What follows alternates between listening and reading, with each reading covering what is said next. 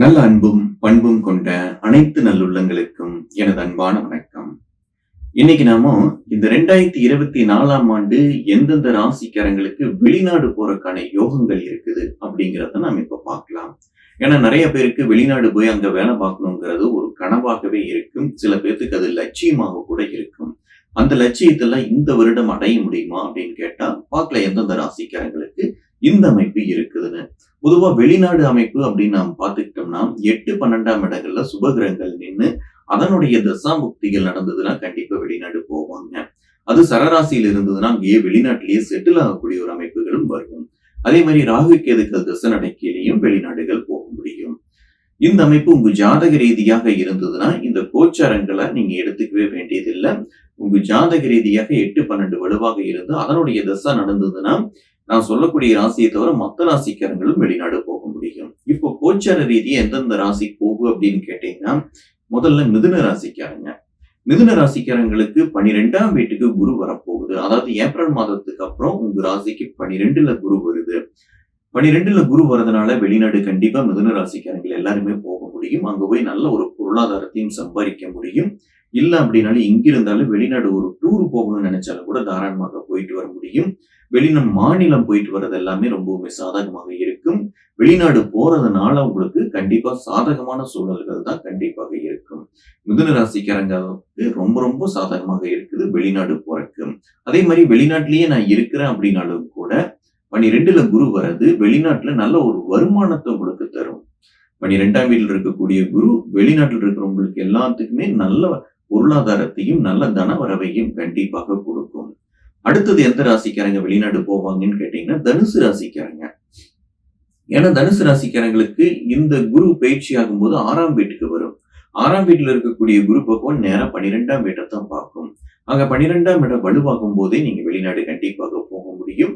வெளிநாட்டு வருமானங்களை சம்பாதிக்க முடியும். வெளிநாடு டூர் போகணும்னு நினைச்சாலும் போக முடியும். மாநிலமும் போக முடியும். இதனால உங்களுக்கு சாதகமான நன்மையான பலன்கள் தான் கண்டிப்பாக நடக்கும். அங்க போய் இங்க சம்பாதிச்சதை விட அதிகமாகத்தான் சம்பாதிப்பீங்க. இந்த சமயத்துல வெளிநாடு போறது ரொம்ப ரொம்ப சிறந்ததுதான். அடுத்தது எந்த ராசிக்காரங்க வெளிநாடு போக முடியும்னு கேட்டீங்கன்னா கும்ப ராசிக்காரங்க போக முடியும். கும்ப ராசிக்காரங்களுக்கு 7 சனி நடந்துகிட்டு இருக்குது. அதுலயும் ஜென்ம சனி நடக்குது. இப்ப வெளிநாடு போகலாமா அப்படின்னு கேட்டா பண செலவுகள் பண்ணாம போகலாம்னா போலாம், தாராளமாக போலாம். ஏன்னா 4ஆம் வீட்டுல குரு பகவான் நிக்குது. 4ல் இருக்கக்கூடிய குரு பகவான் 8, 12ஆம் இடங்களை பார்க்கும். 8, 12, 10ஆம் இடத்தையும் பார்க்கும். 8, 12 குரு பார்க்கும் போதே கண்டிப்பா அந்த வெளிநாட்டு அமைப்புகள் உங்களுக்கு எளிதிலேயே கிடைக்கக்கூடிய ஒரு அமைப்பு. ஏப்ரல் மாதத்துக்கு அப்புறம் கும்பராசிக்காரங்கள வெளிநாடு போகணும்னு நினைச்சீங்கன்னா கண்டிப்பாக நடக்கும். இந்த 7 சனி ஜென்ம சனி காலகட்டங்கள்லயும் உங்களுக்கு சாதகமான பலன்கள் எது அப்படின்னா வெளிநாடு போறதுதான். வெளிநாடு நீங்க யாருக்கும் காசு கொடுக்காம உங்களையே கம்பெனியே கூப்பிட்டுட்டா தாராளமாக வெளிநாடு போலாம். அங்க போய் நல்லா சம்பாதிக்க முடியும். நல்ல ஒரு பொருளாதாரத்தையும் சம்பாதிக்கக்கூடிய ஒரு அமைப்பு தான்.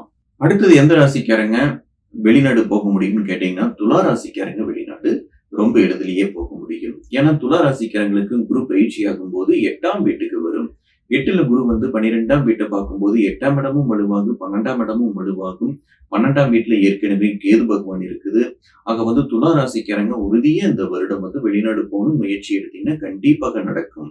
ஏன்னா உங்களுக்கு ஜென்ம சனியோ அஷ்டம சனியோ கிடையாது. எல்லா கிரகங்களும் சாதகமாக இருக்குது. 8ல குரு வந்ததுக்கு அப்புறம் வெளிநாடு போனீங்க அப்படின்னா நிறைய சம்பாதிக்கக்கூடிய ஒரு நல்ல வேலையில போய் கண்டிப்பாக அமருவீங்க. வெளிநாடு டூர் போகணும்னு நினைச்சாலும் கூட துலா ராசிக்காரங்க நினைச்சாலே அந்த காரியம் கைகூடும்.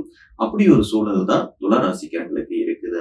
ஆக இந்த 4 ராசிக்காரங்களும் வெளிநாடு போகணும்னு நினைச்சா கண்டிப்பாக போக முடியும்.